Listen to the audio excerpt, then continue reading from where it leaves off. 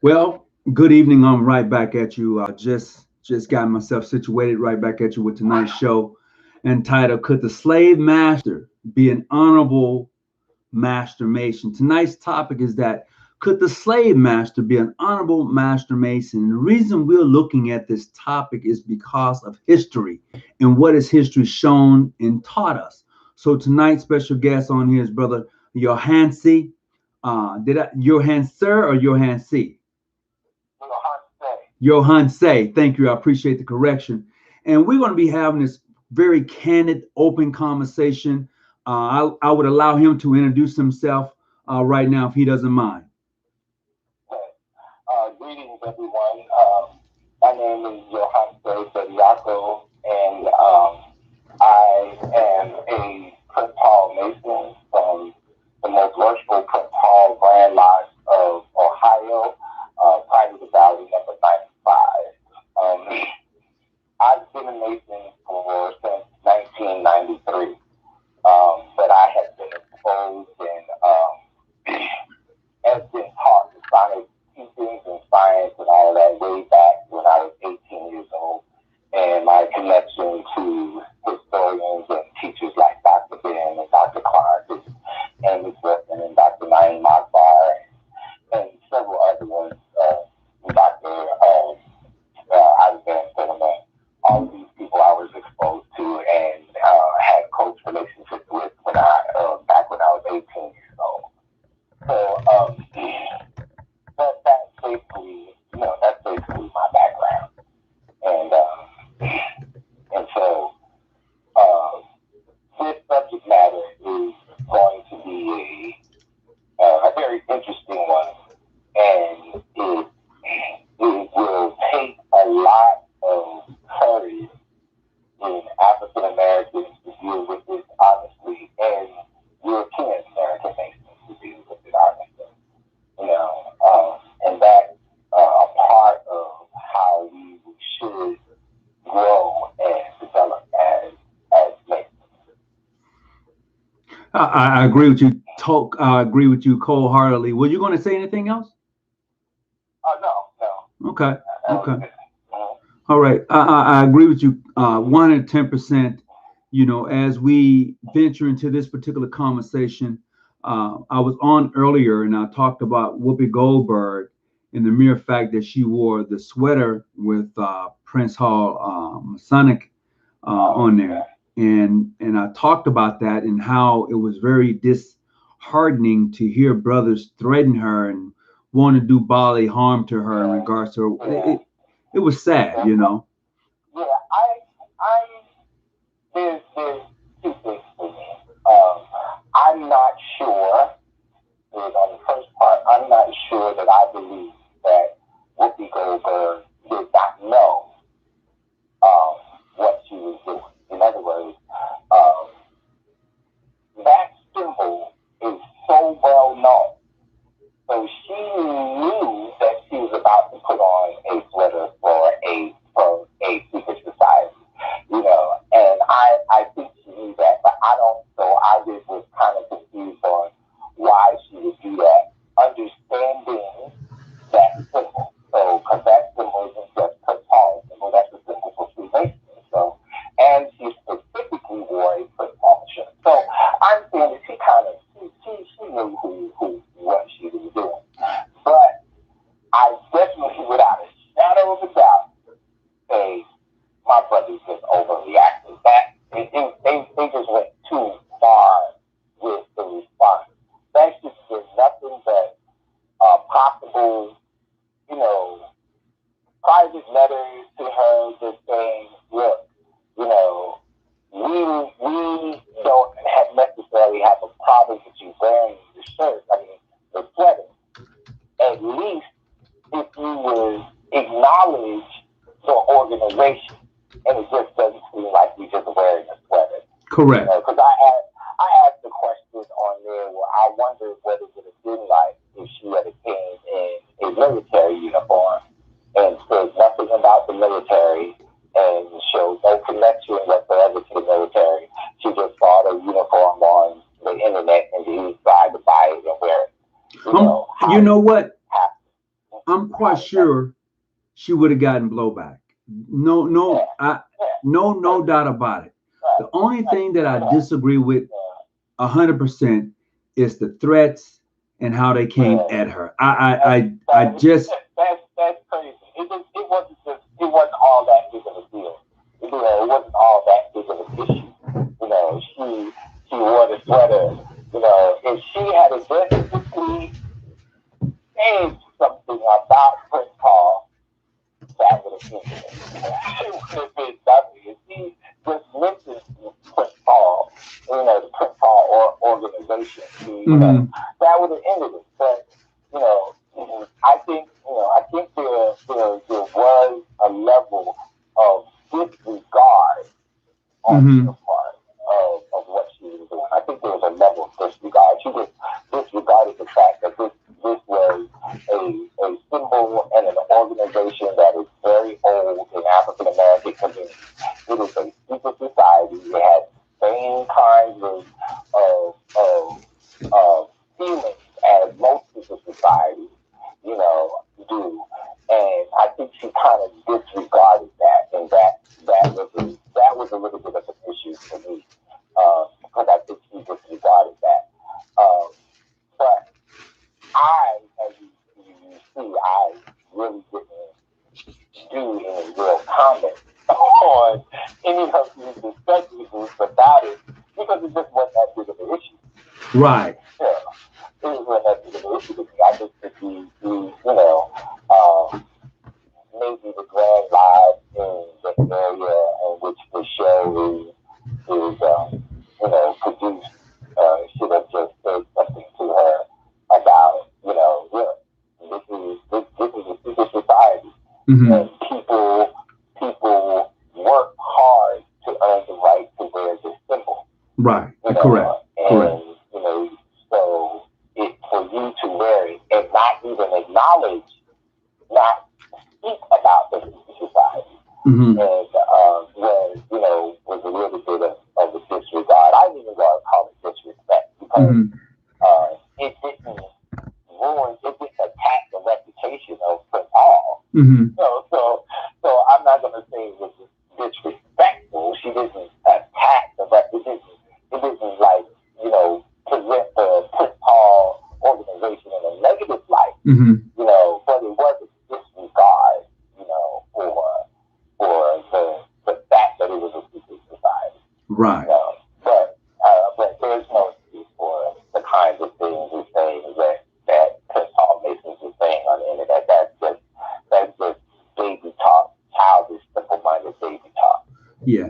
And I think we should have never said. And I'm going to give Brother Robert House a big shout out tonight for coming on the show. He's been on the show for a few times. He's a Prince Hall Mason. Just want to give him a big shout out and say thank you for coming on the show. Thank you for your support and all that you've done to promote the show. Just to send him a big shout out. And that, you know, just, you know, sometimes you just got to give people a shout out when the time is due. And this is that time. Just saying thank you. Appreciate it for coming on and supporting the show when you've done that. Thank you there, Brother Robert House. So with that being said, what's his name again? His name is Robert House. Robert House. Yes. Okay. You may have heard of him. He's in the, I don't know if you're in the Prince Hall Connection group or not, but he's definitely in that group. I'm not in that. He's also on the Esoteric channel also. Yeah, you may be able to catch him over there, but definitely giving him a shout out, you know, and a big thanks for coming on and supporting the channel. Continue to watch the channel as he always has. Just want to send him that shout out. Definitely.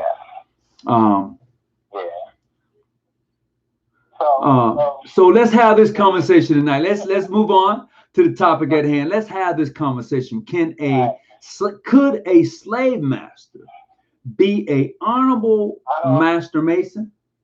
Yeah. See, and this is this speaks to us as African Americans in general, and this also speaks specifically to us as African Americans. When I asked that question in the discussion group, 90%, and 90%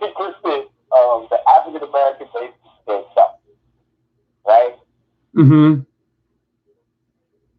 I'm trying to think if one European American Mason said yes. Said no. Mm. If one of them said no. Now, none of the European American Masons said yes. None of them said that. What they did, all of them gave excuses. Right?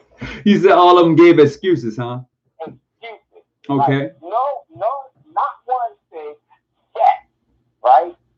But they all gave excuses. Right? Okay.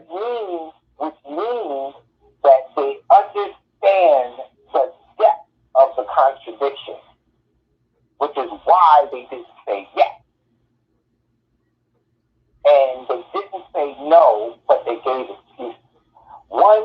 Now this is real interesting. One Mason who me and you know, we know him. I'm not going to say who he is. I don't want to say something and he's not here to defend himself. Correct. He said, we can't honestly place a moral judgment on slave masters during that time because slavery doesn't exist now. So he's saying that because slavery doesn't exist now, therefore we can't look back in the past and look back at that condition and give a moral judgment about it. Really? I was saying, that's utterly ridiculous, right? So I said, so are you telling me that we cannot look back to 1945 and place a moral judgment on Hitler and the Nazis for putting Jewish people in the oven because ain't nobody put no one in ovens now? What did he say then? He didn't respond, right? Uh-huh. Another guy said, after I said, another guy said, oh, this is race baiting. I was like, no, it's not race baiting. I'm telling you, I'm saying this because I'm an African American man. I asked the question specifically because I'm an African American man. I'm like, but you ain't got to call it no race baiting. And I said, well, what is race baiting? I said, you to tell me that it's race baiting is just you hiding from giving an honest answer. Mm-hmm. I said, answer the question. But yes, I asked the question because I'm an African American man. The fact that I'm an African American man is what moved me to ask this question. Right. So I'm asking, can a slave master be an honorable person? Right? And then one person said, see, the race baiting thing is another way to hide from being accountable and answering the question. It's like saying you're saying this to start a racial discussion. Not if you answer it honestly. You see what I'm saying? But that's not what I started it for. Because the question, and I really was asking a question I was posing it to African American Masons. I really wasn't trying to talk to European American Masons. I had no problem with them answering the question, but I really wasn't talking to them. Mm-hmm. I was talking to African American Masons, right? And I'll get into why that was so significant, why I was doing that. But another one says that was the condition of the time. And so they didn't see themselves as doing anything that it was wrong. But hold on. Time out. Look, no matter what time in history it would have been in, we all know what's right and what's wrong. What's right and wrong doesn't change. It doesn't change. Just because something is legal don't mean that it's morally right. Right. And what I said to him, we're talking about a group of people. I'm not talking about white folks in general, or even the United States, the people in the United States in general. I'm talking about Freemasons that are in an organization that talks about staying in bounds with all mankind. Well, wait a minute, but hold on. It talks about the equality of all groups of people. Mm-hmm. That is the philosophy of the organization. Well, you can take that same question. It doesn't have to be for a time of 45, 50 years ago. You could bring that same question to today as far as the atmosphere right now. Exactly. You can bring the same question today, very, very much so. You know, so this is the kind of thing. See, I didn't have to have that conversation with African Americans. Now that doesn't mean that there's no issue there. Mm-hmm. We're going to talk about that. But I didn't have to ask that question with Africa. I didn't have to have those conversations with African Americans. Okay. You know, Europeans, and the deal is and the question becomes, why was it excuses, right? Mm-hmm. Oh, they thought it was right at the time, right? And I said, well, first I said, we're talking about the group in this organization that says this philosophy, but then I said, I think that's not true, right? They knew they were doing something wrong, and let me tell you how we can analyze this, right? Mm-hmm. The idea is that they didn't see us as human beings, therefore they didn't see that they were doing anything wrong. Okay. That's how we will come up to the definition of whether they thought they were doing something wrong or not. Mm-hmm. Possibly see us as human beings and at the same time say that they weren't doing anything wrong. Mm-hmm. So the way that they say that they can think that they weren't doing anything wrong is because in the context of that time period, they didn't see us as human beings. Therefore, they weren't doing anything. They didn't perceive themselves as doing anything wrong. Mm-hmm. It was not done to another human being. And I'm like, that's not true. I was like, if we look at, I said, now let's get a little bit real in what we're dealing with, right? Right.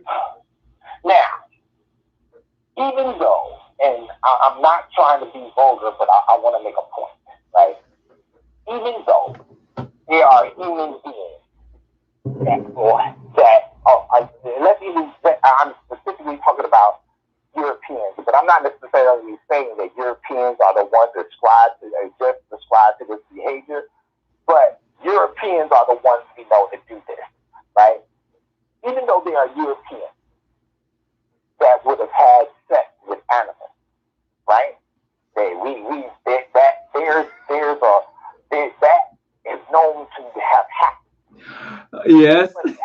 But that's not an overwhelming popular behavior among Europeans. Uh-huh. Right? Europeans have sex with other human beings. Mm-hmm. And that's what they engage in. They have sex, or they pursue sex with other human beings. If they didn't think we were human beings, there wouldn't have been as much rape on slave plantations as it was. Because they generally don't have sex with animals. They have sex with other human beings. Yeah. And so they saw another human being, and they had human desires for that other human being.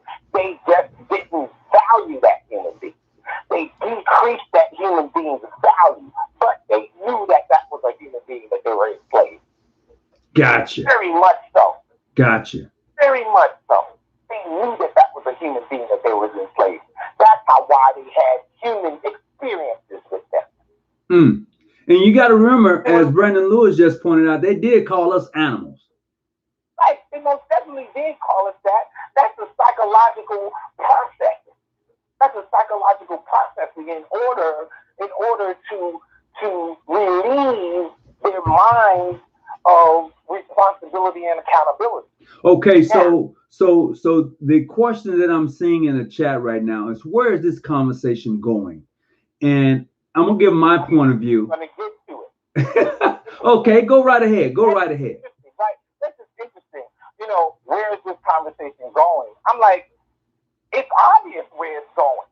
The question becomes, how are we going to, as African American Masons, conduct ourselves in a society that is racist and that implements racism throughout its core? So how do we function as African American Masons? See, one of the issues is in this society is because of its racism, it affects European Americans and it affects African Americans. And in order to produce the same result, see, African Americans, let me start, European Americans, and what this racist society does is it makes sure that no matter what it does, that there's people that they are oppressed or the context in which people live in under their dominance never hold them accountable for their behavior. So, you see what I'm saying? Go ahead. So it teaches Europeans as a part of the European privilege is to not deal with the accountability of the behavior. Mm-hmm. Because if you do, it forces the society to move to a more developed condition that it is in and that the society doesn't want to do. Right? And it sets African Americans the same way. Now, let's get to the flip side. 90% of the African Americans said no, right? Uh-huh. But if we would possibly take all of those African Americans that Masons that said no, and then turn around and ask, is George Washington your Masonic brother? Ooh. Right? And I guarantee you that over 50% of them would say yes. So let's pose. So hold on. Let's pose this question right now in the chat. For those of you who are Masons, for those of you who are Masons, do you consider George Washington, who is a Mason, your Masonic brother? And you can put yes or no. Do you, based upon him, and you know the history of George? You said George Washington, right, brother Johansson? Right. Based upon him, do you consider him your Masonic brother, knowing the obligation that we took? Period. That's a yes or a no. That's not even complicated. Right. Okay, I'm seeing some say hell no. I see Brother Lewis said yes.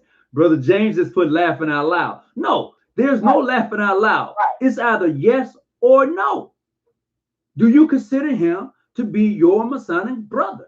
Period. It's you know the man, you know the history, you know what they have said about him, you know what you read. Unfair question. Why is that an unfair question? Yeah, why? You know what I'm saying? Why would that be an unfair question? Right. How is that an unfair question? The result. See,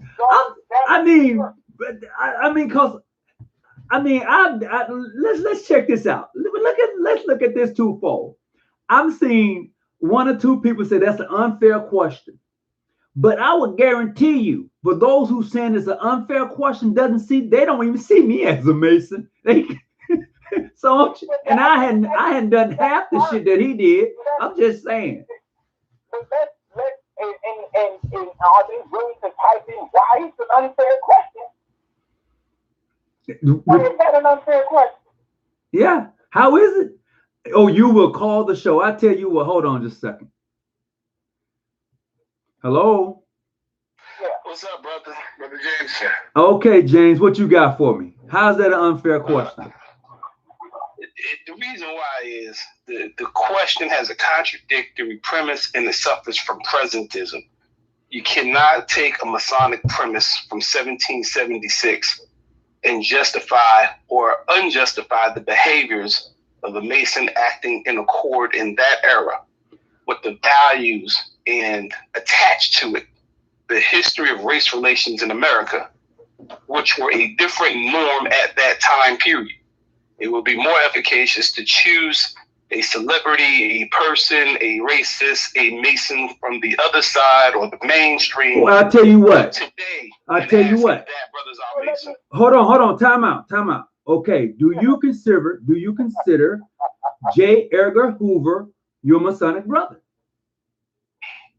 My Masonic brother, J. Edgar, you know what I would say? No. Yes, I would say I consider him my brother under the oath, but not in terms of the brotherhood of man. Wait a minute. It's just like. Wait a minute now. I'm gonna explain that further. You hear what's happening? You cannot say somebody who is not your family who shares your blood. Hold on. You can't say somebody's not your family who shares your blood. But you tell me that all the time. You don't consider me your Masonic brother. That's different. No, it can't be different, man. Come on now. Come on, man. Look. Oh, man. That is cruel. That is cruel. You would rather. Hold on. This is what I'm hearing. And brother Yonsei. Hold on, brother Yonsei. I'm gonna give you the floor in just a second, because this is what I'm hearing. Right. Hawkins, I can respect you as a black man, but Masonically speaking, I can't, because you're irregular, you're clandestine. That's what I'm hearing. Now, J. Edgar Hoover, who is, we all know, a racist. He's had the Black Panther killed. We know what he done. Oh, I can't accept him as a human brother, I because of what he did. But Masonically, under the oath, yeah, he's cool. Oh, come on, man. Wait, hold on. You can't say yes, he's cool. You say he's my brother. Like I said, you can't choose your family just because. Just because I may accept him as a Mason does not mean I accept him as a man. But sometimes you have to make the distinction between your masonry and your manhood. For example, if I call into question you, Brother Talks, if I call into question your manhood, which one is more important to you, your manhood or your masonry? Which one of you is going to get a seat at my dinner table? Which one is going to allow you? I don't know. My children. It's the manhood. It's no, bro. No. It's the manhood. It's not the masonry. Okay. All right, now. I'm telling the truth. Hold on, brother Johansson. Hold on. Yeah. Brother Johansson, go ahead. Talk to me. Yeah. Let me say this. See,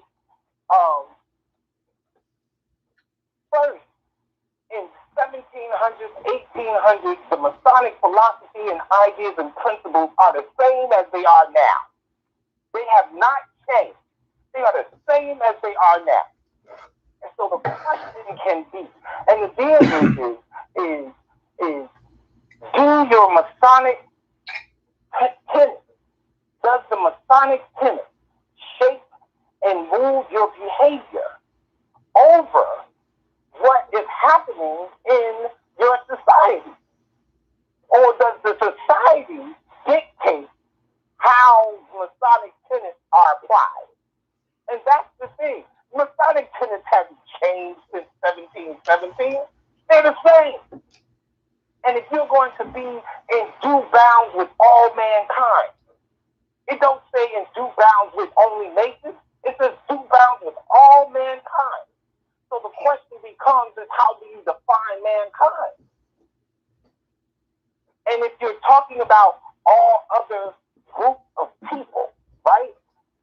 If you're talking about all other groups of people and how Masonry is a universal brotherhood, then it's universal with who? And if you and once you define who that universalism is, then how does that circumscribe as being bound with all due mankind work? See, the reason that we do we say these kinds of things is because European supremacy has taught us to not hold them accountable.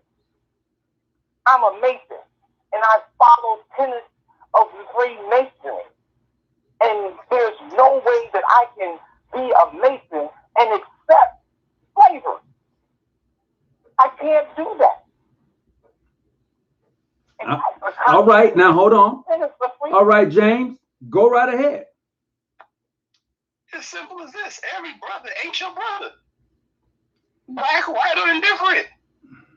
Exactly. Now, somebody took the same oath you did in your lodge. We determine it by their no matter how you feel, if he took the same oath in your lodge, he is your Masonic brother.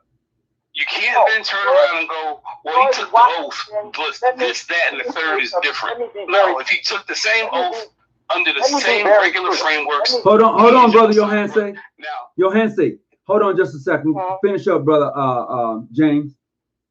Finish your up. Masonic brother and your brother are not the same. Your Masonic brother and your brother, you would hope that your Masonic brother could live up to the standard of brotherhood, but that's not always the case. So we got the part that your brother, your blood brother, and your Masonic brother is not the same. We got that. But what we're talking about specifically is your Masonic brother, period. Well, like I said, if he took that oath under regularity, I cannot deny him as my Masonic brother. But do I accept him as a brother? Can you come to my house? No, we can't sit here and act like just because somebody is a regular Mason, no matter what time period, all of a sudden that makes them regular and that makes us cool and that makes us brothers, because every one of us knows there's some dude in our lives that we don't get along with, and you can frame it however you want. Even though he's your lodge brother, he ain't your brother. Hold on just a second. Hold on. Even though he's your lodge brother, he ain't your brother. Hold on just a second. Hold on. Turn your volume down there, Past Graham. I have a question. Okay, go ahead. I have a question. I'm gonna have somebody that's on the line. Please turn your phone down, your background volume. As a worshipful master, since we're saying that Masonic, the word brother in Masonry is different than just talking about, oh, this is my brother. You know, since we're saying that, then my question would be, as a worshipful master, would you allow J. Edgar Hoover or George Washington in your life? Oh, okay. Hold on a second. Since he's your Masonic brother. Brother James, please call back into the show. I certainly would appreciate it. I have past Grandmaster JC on the phone. Hold on just a second. I'm trying to connect these two lines here, and it's giving me some problems here. Hey, Past Graham. I guess he can't hear me. Yes, I can hear you. Okay, James, go ahead. I had another phone call in. Could you hold on just a second and see, can I add these two calls? Yeah, go for it. Okay. Let me see, can I add this in real quick? Damn. Excuse my language.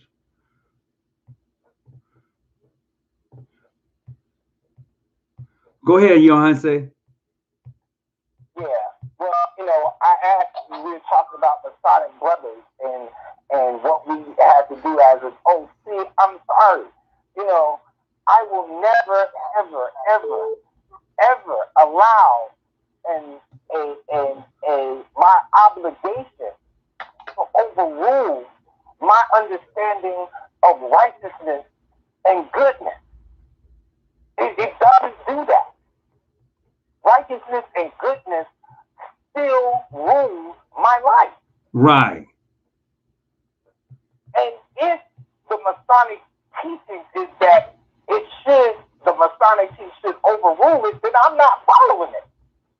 You see what I'm saying? And so my question would be is, if you are a worshipful master, would you allow George Washington or J. Edgar Hoover in your life? Right. They Now, are your Masonic brothers. Now hold on just a second, because I got I got like different people just trying to really call in real quick. But hold on. All right, Brother James, go ahead. Go ahead, Brother James. I'm going to keep it simple and short. The answer is no. just because he may be a regular Mason does not mean I have to admit him into my lodge. Okay.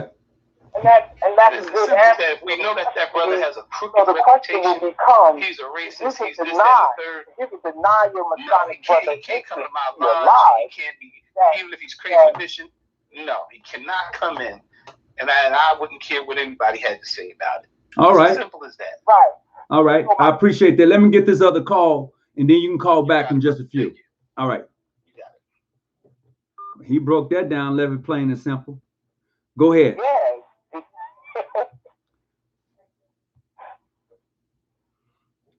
Go ahead, brother. Johann C. Oh, yeah. So I'm saying, yeah, okay. So the situation is you would deny another Masonic brother entrance to your life, with being a regular Mason, entitles you to, right? We talk about traveling and all of that, and he entitles you to, but you will still acknowledge him as your Masonic brother. See, I'm not living that kind of contradiction. No, you're not my brother, because what you are doing violates Masonic law. Okay, gotcha. Now I have past master JC on the line. Go ahead, JC.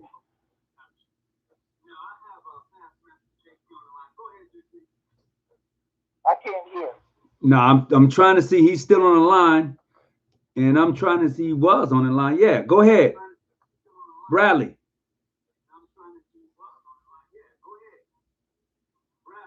Yes, Grandmaster. Yeah, turn you got your volume down, and I can hear the noise in the background. Okay. It's like a delay. Okay, I have You got it now? Yes, sir. Okay, go ahead. Talk to me. Yes, greetings to you, past Grandmaster, and guests on the show, and everyone chiming in on the show. I love this topic. The question that his brother Johann C. I'm sorry.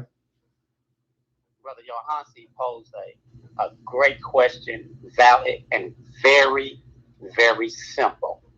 Masonry is not complicated. It's actually simple.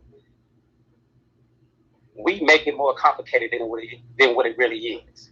The simple is poignant and straight to the point, yes or no. And like it's already been said, if you know your obligation, study and understand your obligation. Masonically, they are not your Masonic brothers. They're not my Masonic brothers. According to Masonry, whether it was back then or present time, they are not your Masonic brothers. And the question is so simple to the point to where that question determines who is your Masonic brother or not. There's no rocket science to it. None whatsoever. J. Edwin Hooker is not my Masonic brother. Masonically, he is not my Masonic brother. I would not. I'm a past watchful master. As a watchful master, I would not have allowed him to into the craft. So what about George Washington? No. Okay. Now you question. No. Now, no. Now this is the behavior. This is the behavior. This is the worldview, the perspective that every last African American Mason should have. And when we do that, it forces Masonry in general to rise up and become better. Now, why this question is so hard for Europeans to deal with, because just them simply acknowledging that slave masters cannot be honorable Masons, it forces them to then evaluate them on their character.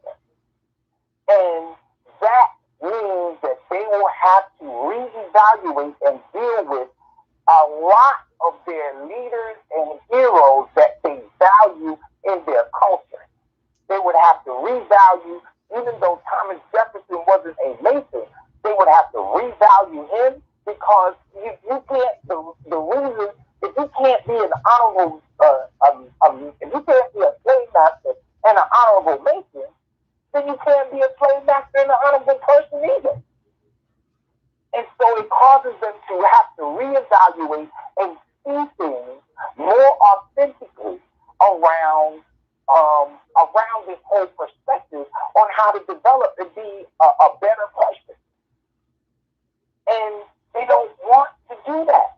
That's too much for them. Mm-hmm. That is why 75 million people can vote for Trump. And what that has to be is a wake-up call for African Americans. That is telling you how many people share this value system in this country. And that is one of the most significant expressions, well, it continues to happen in what we continue to see today, constantly happening with this whole attack on the Capitol and all this stuff with Trump and what's happening. We are seeing, it is revealing to us really where the United States is. And we as African Americans have to be very clear and consistent, and we have to understand. I mean, it doesn't have to be a hostile response. You see what I'm saying? It doesn't have to be a hostile response. Right. There will be no way I will be sitting in a lodge if I was to visit a predominantly European American lodge, and the worshipful master got up and started talking about how honorable George Washington was, I'm going to walk out. I'm going to say this. Now, let's bring this to modern time. For those individuals who were Masons and at the riot at Washington, D.C. last, about 2 weeks ago now? About a week and a half ago? Would they even be considered brothers of the craft? Now, we do know that there were quite a few brothers of the craft who were Caucasian that was there at the riot. We know that. This is not something we don't know. The question I'm asking is, would you still consider them be Masons and brothers of the craft? I'm like, yes, I do. For me, let me say, my measuring stick is me as a Prince Hall Mason and you telling me I can't consider John D. Jones my brother, you better believe I'm not going to consider anyone that has that kind of ideology and that worldview as my brother too. There's no way I'm going to do that. And John D. Jones has done way more for black folks than any of these people have ever done. And so all I'm saying is that we have to stop regurgitating ideas because they sound good. And we got to deal with what is real. And Freemasonry does a lot of regurgitation. There's a lot of philosophy, a lot of ideas and values that Freemasonry claim that they don't live up to. Right. It's a lot of them. And the fact that Freemasonry will honor George Washington shows that they don't live up to it. That's interesting. There was this whole kind of spill out about Minister Farrakhan becoming a Mason, right? And when I was reading in the discussion group, there were white Masons that were chiming in. Really? All of them, yeah, there were some there chiming in that attacked his issue or the issue that they have with him around being anti-Semitic. And I responded, like, you don't have the right to say nothing about Minister Farrakhan until you stop valuing George Washington. You see what I'm saying? Woo. That's the kind of contradiction that exists within Freemasonry. And we as African American Masons have to cure it. And the only way that we can cure it is we got to stand against it. Well, okay. So I'm reading what James written. He said we can't act like regular Masons is not so just because of race relations. And I'm going to say this here. I'm going to say this here. There are bad race relationships here in this country. It is. We all know it.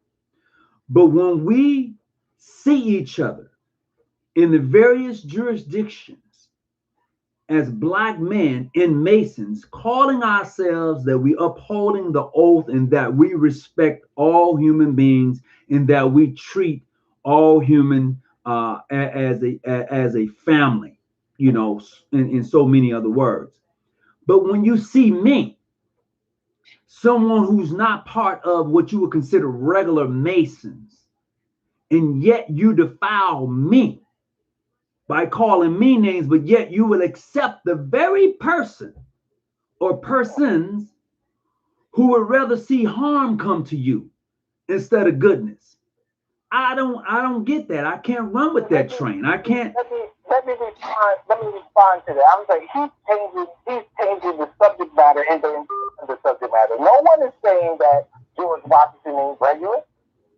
I'm saying that he's not a Mason. Because he's not, and those people that did the things that he did or the kinds of things he did. I'm saying people. Did you have anything else you wanted to say? Yes. Okay, go right ahead. I'm sorry I cut you off there. Go right ahead. Oh, no problem at all. In regards to the DC riot, I call it. Or you said that there was a lot of Masons there in there in DC. There was. That's a fact. Yes, and I agree with you 100%. But my question is, and it was already posed, those that were there, do you consider them to be Masons? I said, yes, I do consider them to be Masons, but they are Masons that have went against their obligation, because part of your obligation says that you are not going to go against your country, which is called what? Treason. And as a master Mason or a Mason, you are not supposed to do that. Hold on. Now I'm going to help you with something.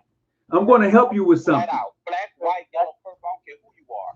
That's part of your obligation. Not just as a master Mason, but as a Mason. Can I say something to that? Go ahead. See, we have to be very careful about that, right? See, this is one of the rules of Freemasonry that I don't think is a good one, right? As a Black man that understands our history, I can't see. I have to question that rule, because if that is the case, then a lot of the Masons should not have participated in the civil rights movement. You see what I'm saying? So the idea of I'm not saying that those guys that attacked Washington D.C. aren't Masons because they attacked Washington D.C. I'm saying they aren't Masons because their attack wasn't principled. Their attack wasn't moral. Their attack wasn't just. There you go. I can agree with that. And that's what should shape how we see a person a Mason or not a Mason. Yeah, I can agree with that. You see what I'm saying? Because a lot of us would. My uncle, who was a Prince Hall Mason, who participated in civil rights, he was kicked out of his job. So but that stand was a principle and a moral principle. So you're saying if it was morally and it had a basis of principle to it, you could understand the attack. Am I okay? Right. But you're saying that it had no moral principles. It had no moral value. Yeah. Okay. They just didn't like the fact that their man lost an election. Yeah.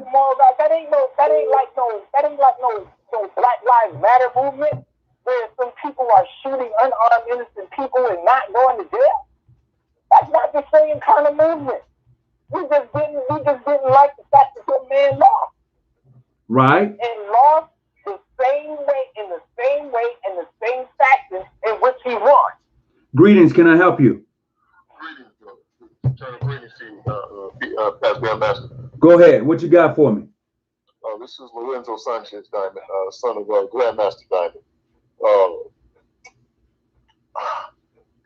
As far as politics goes and treason, it has always been my understanding that Benedict Arnold, who was undoubtedly a Mason, when we hear his name in the lodge, especially in other military lodges, we tend to stick to the right as a tradition, not because of his treachery to his nation, but because he betrayed his fellow brother Mason, George Washington.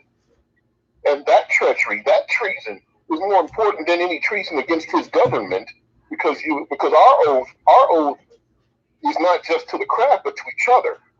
So that's always been my understanding of it. And a difference of politics, that's why politics and religion are banned topics in the lodge, in most lodges, for that very reason, because as Masons, we're supposed to be building, and these two topics tend to be divisive and destructive. So we keep our opinions outside of that lodge.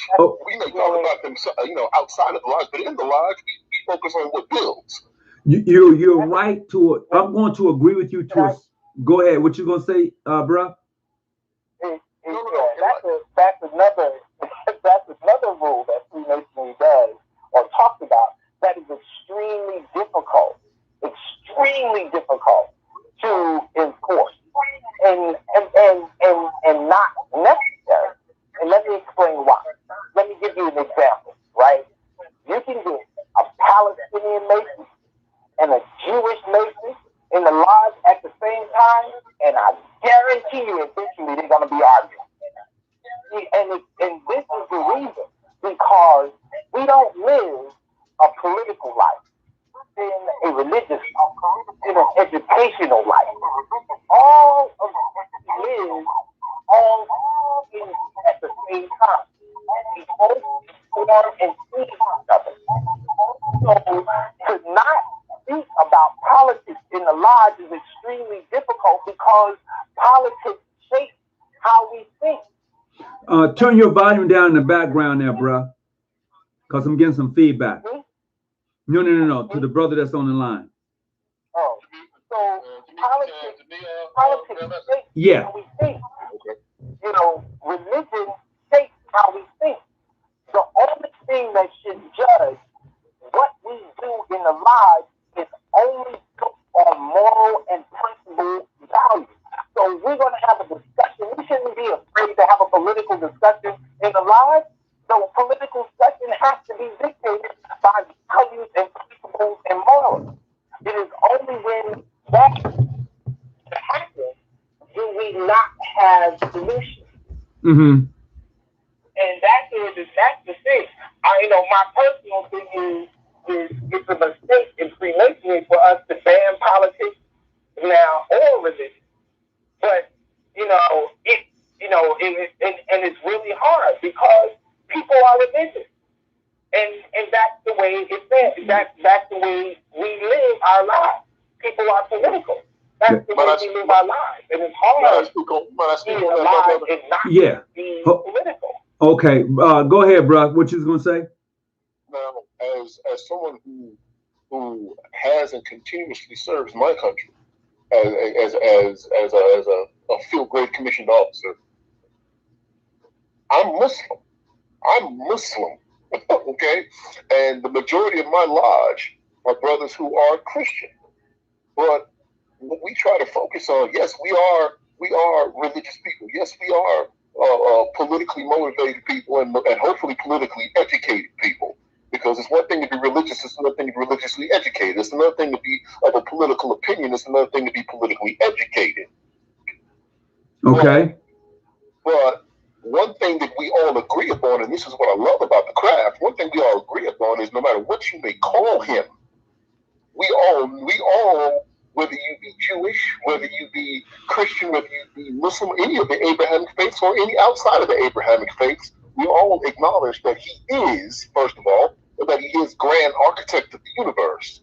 And that unity, that accountability that we have is what makes us moral. As far as our, you have so-called moral people on both sides of the political bench, whether they be conservative, liberal, Democrat, Republican, independent. But that's not what Masonry focuses on. Masonry focuses on the moral, morals and building. Well, that goes right back into tonight's subject.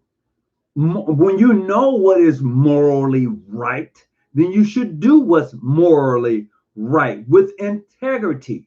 Correct. So, because Grandmaster, it's one thing to know the path, is another thing to walk the path. Okay. That's the thing. This Freemasonry is built around a moral code. Absolutely. And when we get getting back to our original question, and this is the thing, and all of this discussion comes out of the original question, which is why I posed it in the first place. Mm-hmm.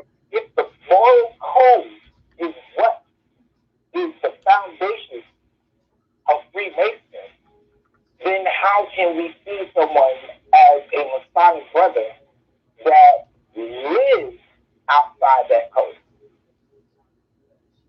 Even if now, like some people say that they thought that they were right at that time, right? They thought they were right.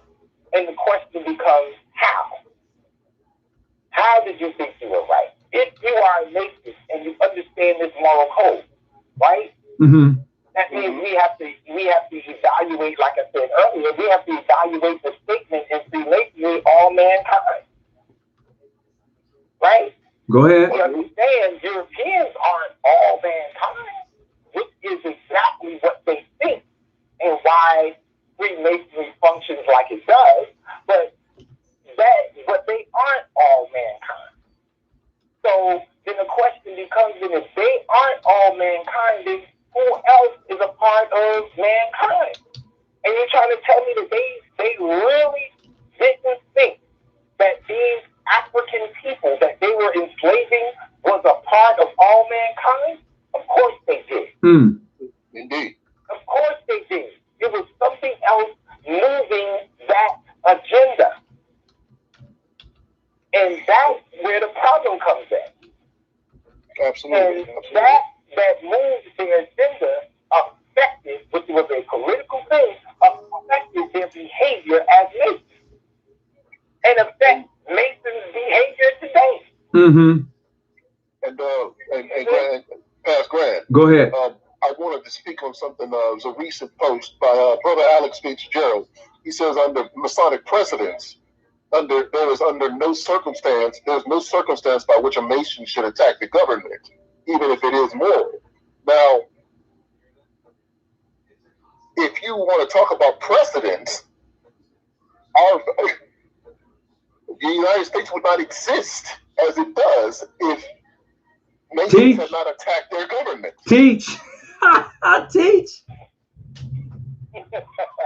The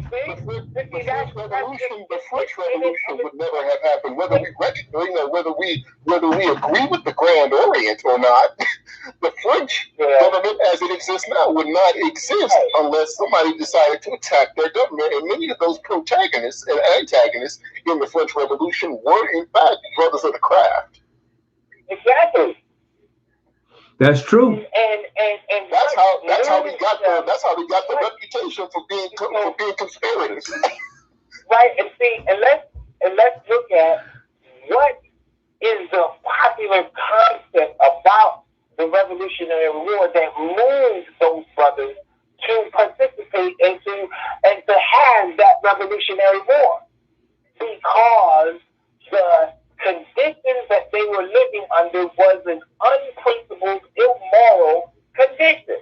Exactly. And so our moral conviction as Masons caused us to say, hey, there's something that is wrong with this, and we have a moral obligation to attack tyranny. Same people those same people who felt this immoral act caused them to go to war did not feel it necessary for them to release their slaves.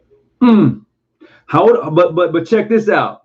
However, when war breaks out in this country, we are in every war, good, bad, or indifferent. We are in every war. The same freedom we go to fight for other people and can't come back to this country and can't receive the same freedom that we fight for. There has to be a moral issue to that. Let's just look at it. We're not talking 100 years ago. We're talking 60 years ago. We're talking 50 years ago. Right after the Vietnam War, Korea War, brothers come home and they can't receive the same benefits that are due to them that other sailors that get. I mean, come on now. It's here and it's in our face. Absolutely. But what we don't do, we don't talk about them.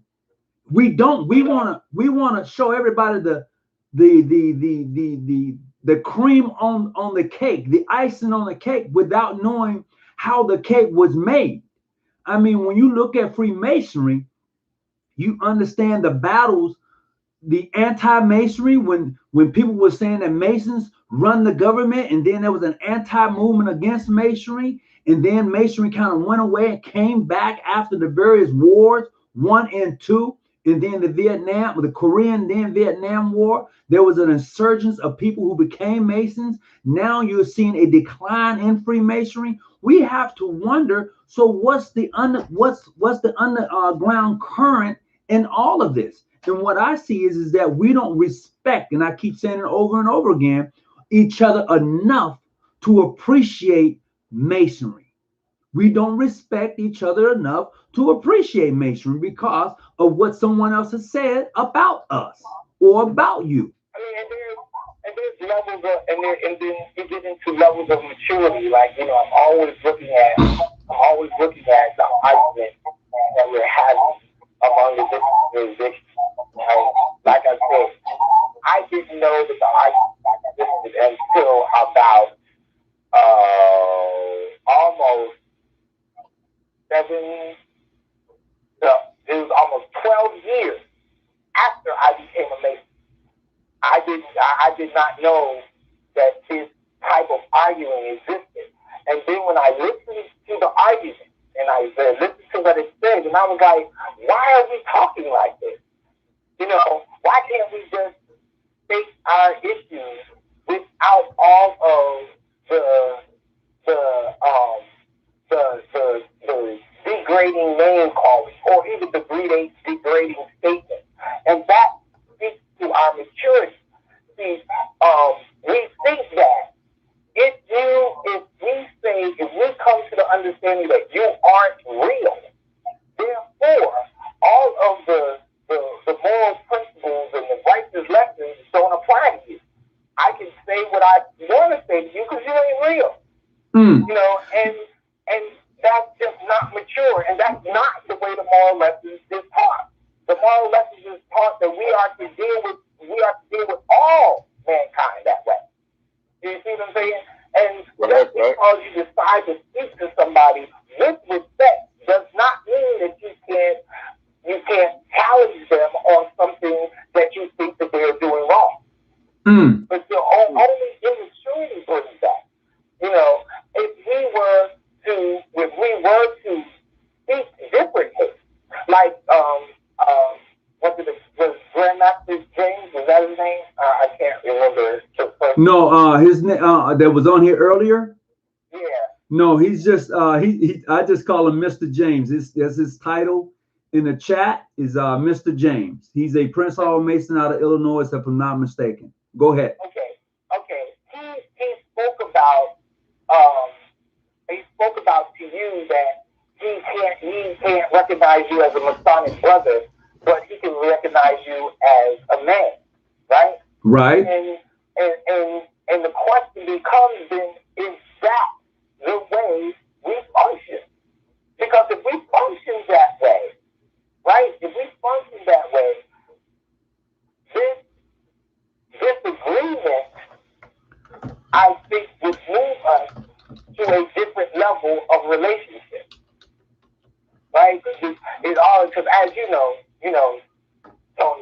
my brother. And we associate all the time. You know, now I have certain limitations upon what I can do. I can't sit in lodge with you. I can't talk masonically with you because this is what my grand lodge says I can't do. Right. And me putting out being totally transparent. I don't like those rules. I don't like. So let me change that.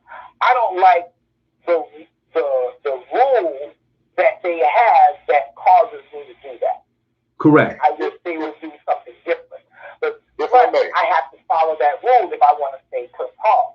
But that doesn't stop me from interacting with you and respecting you as a man. I will even call you a Mason. If someone say, is Tony Muhammad a Mason? I'm going to say yes.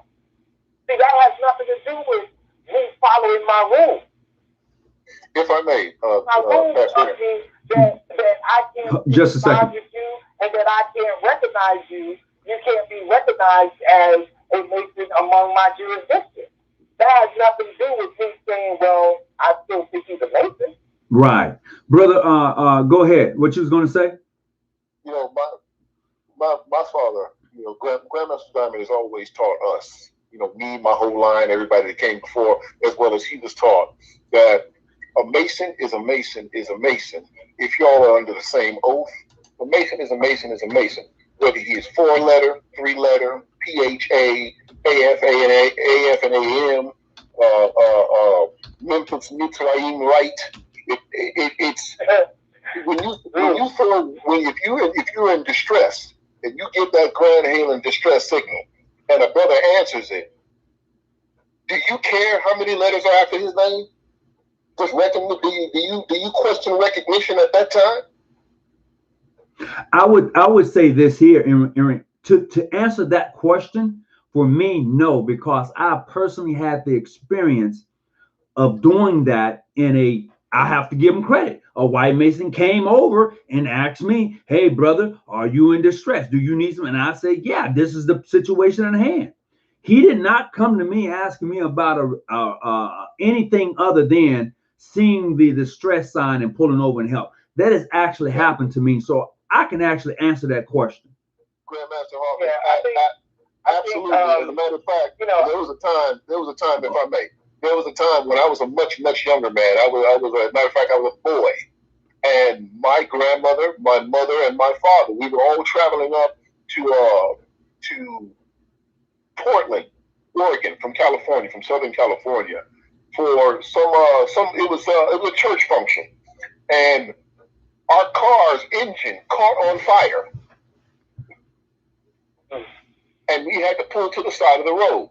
Mm-hmm. And we were stuck there. And my grandmother, now I come from a family strong in the craft. My grandmother, being a grand matron, she had given her distress signal, and the one that pulled over and answered it was a bearded. He looked like Cal from Sanford and Son. A tobacco spitting trucker hat wearing overall wearing white guy. But he and my grandmother exchanged signs and symbols and that grip. And not only did he get us told by another who happened to be a brother of the craft, but he fed us in his own home. He fed us in his own home. He and his wife fed all of our black butts in his own home. And not only that, but the hotel that we stayed in also belonged to a brother who recognized my grandmother. This is before my father was even in the craft. It was just my grandmother. And not only that, but at the end of all that, she wasn't prepared to have all the money it took to be able to handle all that repairs and all of these were unexpected expenses. And so this brother of the craft, he recognized my mother as a lady of the labyrinth, and he actually paid for everything up front. And he told her, I know that you're a woman of honor, and so I know that you'll get me back. Don't worry about it right now. Get me back when you get to a place of safety. Wow. And I will never, ever forget that. That's one of the things that really, really pulled me to this craft not just my father being in it, because before my father was in it, I'd already seen the good and positive of the craft. This white man didn't look at my grandmother. Now, let me tell you something about my grandmother. My grandmother had a iron gray afro, and she was 5 shades darker than Pastor Ann. Okay, and this white man didn't look at white and black. He looked at, I saw that sign and I recognized it, and I'm going to help this sister. And I will never, ever, ever forget that. So it really comes down to, it never comes down to black and white. A Mason is moral or he isn't. So what you're saying is it comes down to the moral standards of that Mason upholding his or her obligation as an Eastern Star. Exactly. He didn't ask her anything about what chapter. He didn't ask her anything about whether the appended chapter that she was. He didn't ask her if she was attached to a F and A and M or AF and AM. He didn't ask any of that. Signs and symbols were exchanged. He recognized it for what it was, and he remained true to his oath and obligation. Okay, so we got about 10 more minutes left. So there was a gentleman, let me see, what's his name?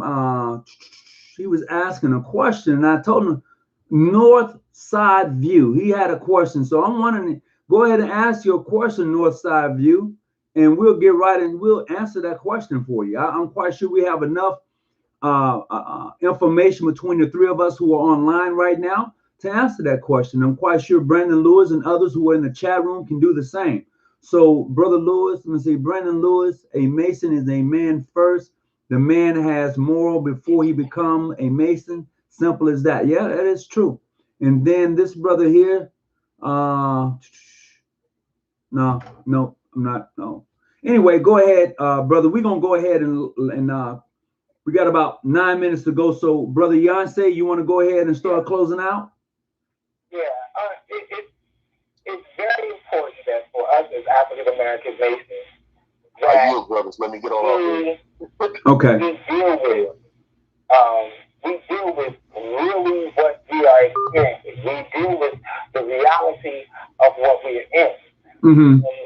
And we can't be afraid to take stands that may feel like it's contradicting to Masonic law or even the Masonic way. Because morality governs our behavior. And wherever we see something that is not in line with those moral codes and those moral values, we should not be afraid to address it. It only enhances the craft and moves the craft to a higher level. That's all it is, because the craft definitely has flaws. It definitely has flaws. And we have to always be ready to fill those flaws and correct them. Absolutely. I agree with that. And this is why I would imagine to some brothers of the craft, it is very challenging to question what goes on in the craft. I would tell you this is why I enjoy my grandmaster. He often tells me all the time, challenge it. Challenge it. If you agree to disagree, challenge it. And this is why I often tell everybody, question everything. Don't just accept my answer, question everything. Illuminate your mind. Don't just sit idly by and just take somebody else. Well, he said, no, go find it for yourself. And when you get it for yourself, nobody can take it away. Nobody. Unfortunately. Is the person that has the question? Well, he had a question and he said another night. And I was like, okay, so another night. But we'll leave that where it's at. But definitely, I've enjoyed the show. This has been one of them shows that make you hold on. Article 320 speaks about money. I've been trying to study. Wondering never changes. Now if the meaning back in the day meant one thing, and now we receive something that has no value. No value. would it be a violation? I don't know. Can you see that question there, Brother Yancey? No, I'm trying to understand what his question is. I guess he's saying if something that back in the day had value and now you receive it and it doesn't have value, is that a violation? And that's if I understand the question correctly, that's a hard thing to judge when you talk about value and no value. The question is the issue is, in the beginning, what was it saying and why did it say what it said? And then now, is it saying something different? And if it's saying something different, then what needs to be done is whether that new statement is still in line with the original principle, the original concept, the idea. You see what I'm saying? Okay. There are a lot of things that we talked about in Freemasonry that was not the original intent. When we go back and we study and we understand what they said, and so the question becomes is, why did that come about?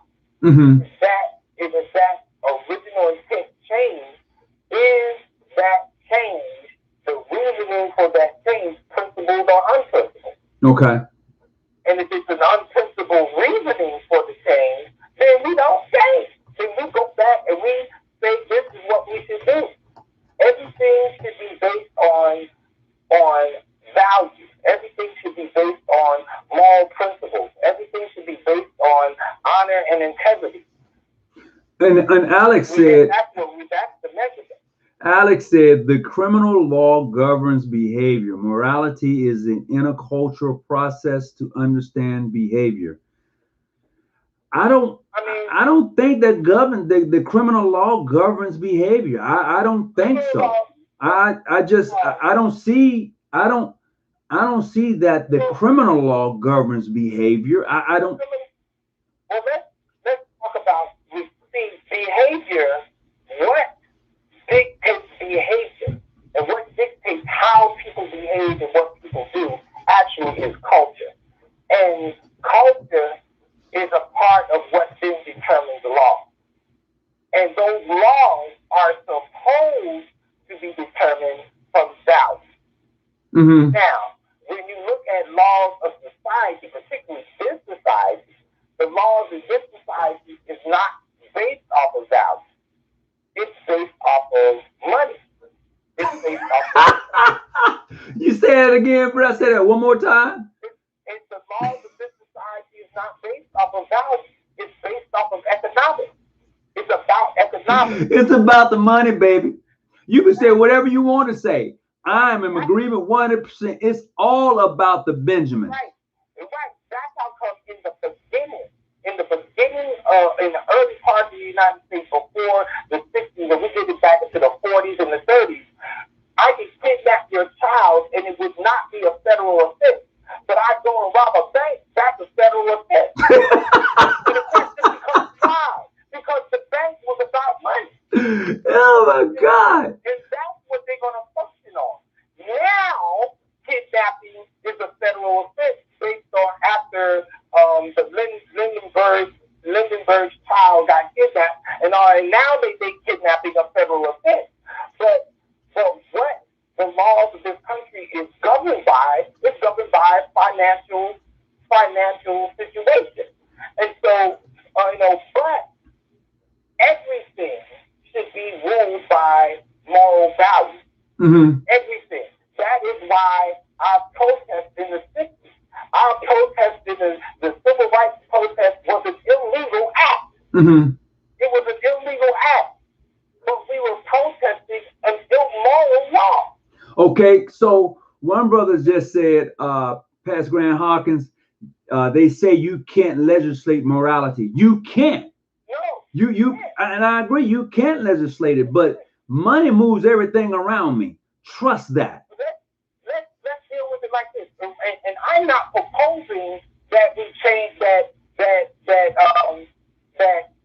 we make people moral by laws or whatever. That's not what I'm saying. Want me to tell you how you govern people's behavior? Is what you expect from them. What you accept from them. And when you take a stand, so like, let's get back to the original question, right? Can a slave back to be an honorable basis? If African American Masons stand up and be like, no, they can't, and that's the way they do, and they don't look at not one slave master as an honorable basis, I guarantee you that white people will change. I guarantee you they'll change. And the only reason that comes about is because the conditions and the situation forces it, particularly when we back ourselves up by Masonic law. When we back ourselves up by Masonic morality and philosophy. You see what I'm saying? And that's how we say that's what happened in the civil rights. We decided we weren't going to stand for this unprincipled law. Correct. Period. That was it. We didn't care whether it was a law that the government established. We was like, it's an unprincipled and immoral law. And because the majority of black folks was like, no, we're not going to stand for it, they changed it. Brendan Lewis, I would say this. Brendan Lewis, you're absolutely right. Mary Jane was illegal. But when enough money got behind it, and when they discovered that they can tax it and get some money too, in California, I can grow 6 stocks. I can grow 6 heads up to 6 feet tall. Okay? I can do that in my house. And they can come in here and they can't take it. They can pull me over and smell it in my car in California. And I'm gonna be still legit. So you're right. Enough money got behind it and made it legal. The whole thing. Like, why is running numbers illegal? Why can't I just come up with a methodology of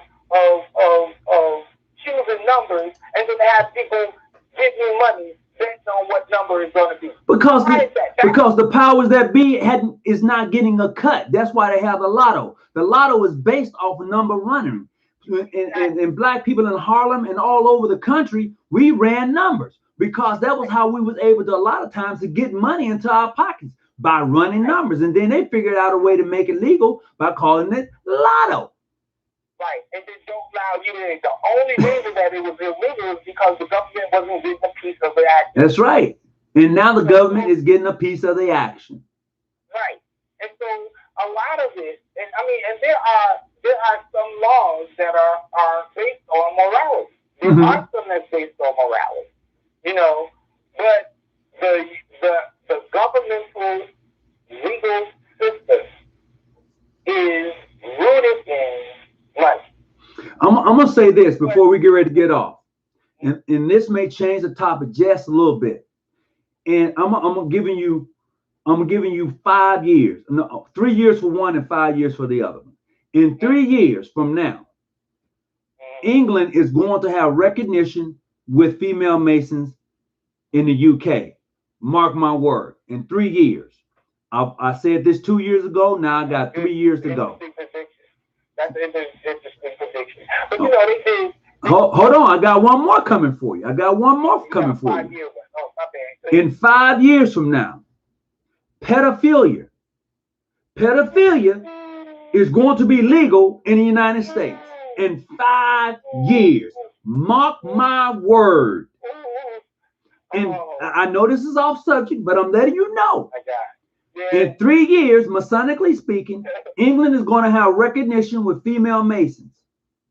In 5 years from now, pedophilia will be legal in the United States. Mark my word. That's interesting. Now, I don't know how to respond to the pedophilia, but it's interesting, like the code masonry thing, right? Now, if you look, they did the code masonry thing somewhat similar to how they did the Prince Hall thing, where they recognized they not allow women up in the lot, which is the same. That's pseudo bullshit recognition. Right. That's their thing. But I'm going to agree that what you're saying is very possible now, because, and what I'm saying, the same kind of climate that is happening with women in masonry and the whole gender question is the same thing that was happening with African Americans back in the 90s, which moved them to recognize us in the first place. And that is because the political climate with women and gender is changing in the world. Now hear this clearly. I'm telling you. So they're going to have recognition, but the recognition is going to be this: is that we recognize female Masons as regular as any other Masons, and they can definitely sit in our lodges. We just won't be there. Right, that's funny. I'm telling you. That might be it. This is how it's going to go down. So what's going to happen, because we already know now, over in Europe and other countries, they have co-ed Freemasonry. It's not a big deal. They have it. It's recognized. Some do, some don't. We know that. But with the Grand Lodge of England, they're going to say, yes, we do recognize female Freemasonry. We just don't sit in lodge with them. And we just don't. I mean, it's nothing against them. Yeah. That's just something we choose not to do. And the female Freemasons are going to say, that's cool. You know why? Because we're all equal now. I can sit in if I choose to, but you said, you're not going to be there. That's going to be the undercurrent. Oh, we're going to be all right. Yeah, that's going to be interesting. 3 years. I'm going to be paying attention to. I'm paying attention to that. 3 years. Okay, true. Now, let me say something though about this whole thing, right? I'm going to say something. I'm going to say these things that may sound contradicting.